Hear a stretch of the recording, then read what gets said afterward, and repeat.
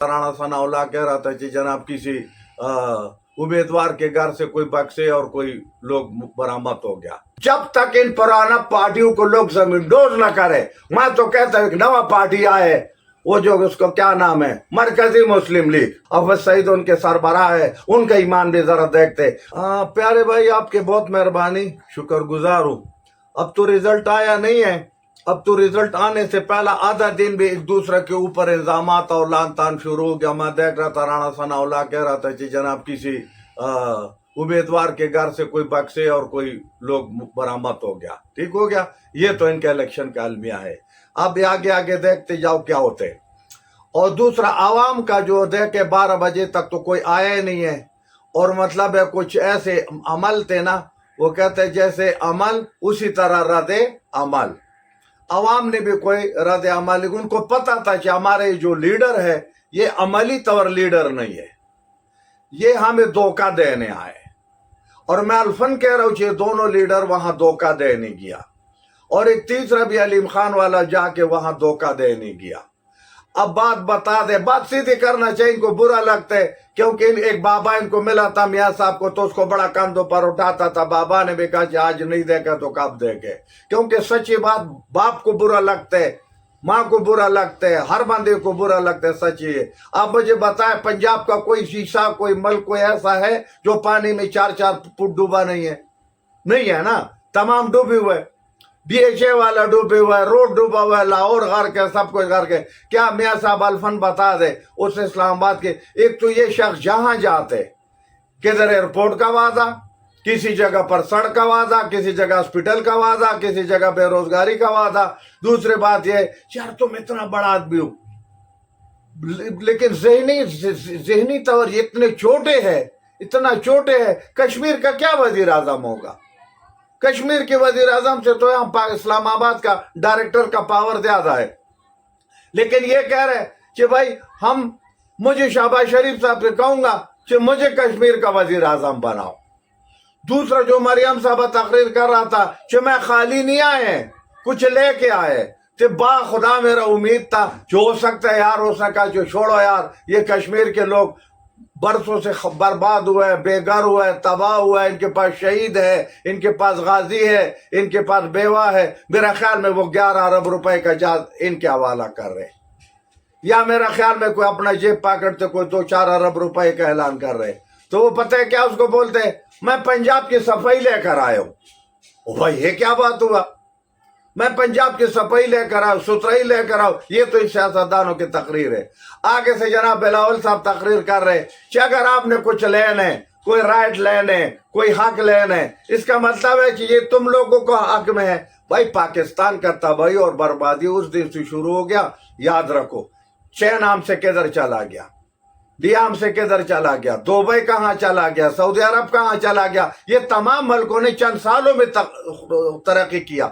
हम 70 साल हो गया, हम एक दूसरे को दबाने में लगा हुए, हम एक दूसरे को गद्दार डिक्लेयर करने में लगा हुए, हम एक दूसरे को बेईमान कहने में लगा हुए। और जब असेंबली के फोरम आ जाए, अब अगर राणा सनाउल्लाह कह रहे उन्होंने 2.5 से 3 हजार अरब बार लेकर गया, अगर राणा सनाउल्लाह ये बार लेकर गया तो तुम पर लाना, तो तू कैसे वजीर आजम था? मुशीर तो इनकार करना चाहिए, चोरों के साथ मैंने नहीं बैठना है। लेकिन कश्मीर में ये मुद्दा तो लेकर गया। आगे से जना मौलाना फजलुर रहमान को देखो, मौलाना फजलुर रहमान पर हम क्या एतबार करें चाहिए, पाकिस्तान को इतना खुशहाली और तरक्की देगा? उसका वजह यही है कि कभी पाकिस्तान का, अभी जो असेंबली में उन्होंने बिल पास किया, सारे मराद क्या नाम है, खैबर पख्तूनख्वा की असेंबली ने अपने लिए लिया। क्या फजलुर रहमान ने उस पर एक लफ्ज बोले? एमएल वली ने उस पर एक लफ्ज बोले? क्योंकि इनका भी अपने मेंबरान वहां पे है, जहां पर इनके मराते। कभी असेंबली में 6-6 लाख रुपए तनख्वाह बढ़े। कभी फजलुर रहमान ने बोले जब गरीब को 7 मिले तो उस वक्त इससे कभी बोले। हर बंदे के अपने मफादात है और उसका अपना तरीकाकार है, और पाकिस्तान को इस्तेमाल कर रहे। अब पाकिस्तान इनके छोटा पड़ गया, अब कश्मीर भी बीच में आ गया। अब जनाब 47 और 45 पे लगा हुआ और बस ये ड्रामा कर रहे, कोई इनकार कर रहे, कोई आगे जा रहे। तो कश्मीर अवाम को तो मिलना कुछ नहीं है। जो पाकिस्तान के अवाम को ये हमेशा वादे करके, इन्होंने तो जो वादे किया वो कौन सा पूरा किया? कोई पूरा नहीं किया। इस मौके पर मैं आपको एक मजेदार किस्म का जुमला बताता हूँ।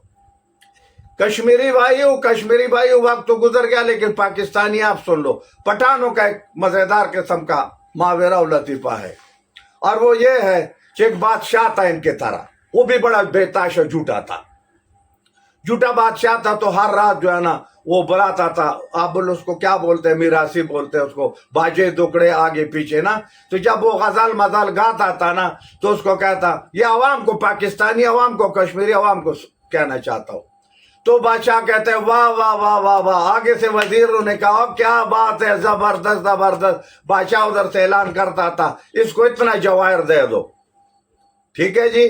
پھر وہ دوسرا غزل گاتا تھا، پھر جب تقریر شروع تھا نواز شریف کی طرح، اس سے جیسے یہ کہتے ہیں میں خالی ہاتھ نہیں آیا ہوں، میں آپ پہ واری ہو جاؤ، میں جیب بر کھلایا ہوں ڈی آئی خان کے لوگوں کے لیے، کشمیر کے لوگوں کے لیے، کدھر ہے وہ؟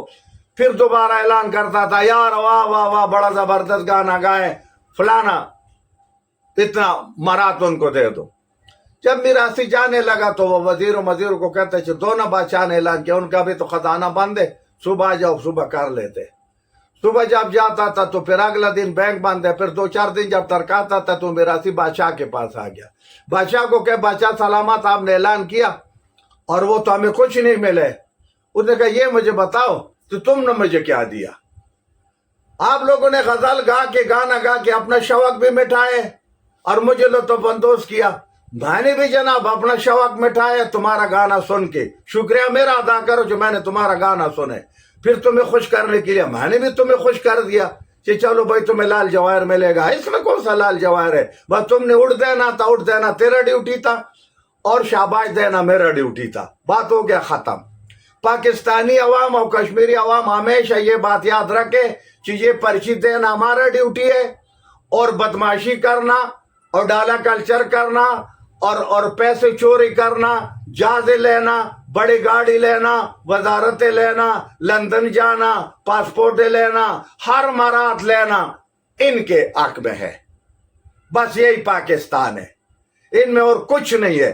جب تک ان پرانا پارٹیوں کو لوگ زمین ڈوز نہ کرے، میں تو کہتا ہوں ایک نوا پارٹی آئے، وہ جو اس کو کیا نام ہے، مرکزی مسلم لیگ، اس قسم کے پارٹیوں کو آزماؤ، مذہبی لوگ ہیں، لے آؤ یار اس کہانی میں ان کو بھی لے آؤ، شریک کرو، ڈالو ان کو، آزماؤ، دو اس کو کوئی حکومت، عوام اس کو اڑ دے، پتہ ان کا چلے۔ افضل سعید ان کے سربراہ ہے اور پورے پاکستان میں اس کے فالوور ہے، ان کا ایمان بھی ذرا دیکھتے، وہ بڑا پلائی کاموں میں بڑھ چڑھ کر حصہ لے رہے تاکہ وہ کیا کتنا پانی میں ہے اور وہ کیا کر رہے۔ باقی جو ہے نا، میں نے آپ کو اس لطیفے میں، جملے میں سب کچھ سمجھائے کہ پرچی دینا ہمارا کام ہے، اس پر عیاشی کرنا، بدماشی کرنا، لاقانونیت پھیلانا اور آئین کے اولیا بگاڑنا، ہر قانون کو تباہ و برباد کرنا، بس یہ دو نہیں، ابھی 4-5 پاکستان ہو گیا، غریب کا الگ پاکستان، امیر کا الگ پاکستان، درمیان کا الگ پاکستان، بدماش کا الگ پاکستان، 4 قسم پاکستان ہے۔ بہرحال پھر بھی اس کا اللہ حافظ ہے، تو انشاءاللہ جو اس کے رکھوالے ہیں ان سے درخواست ہے کہ کم از کم پاکستان کے وجود کو سلامت رکھو۔ اجازت چاہتا ہوں، خدا حافظ، پاکستان زندہ باد۔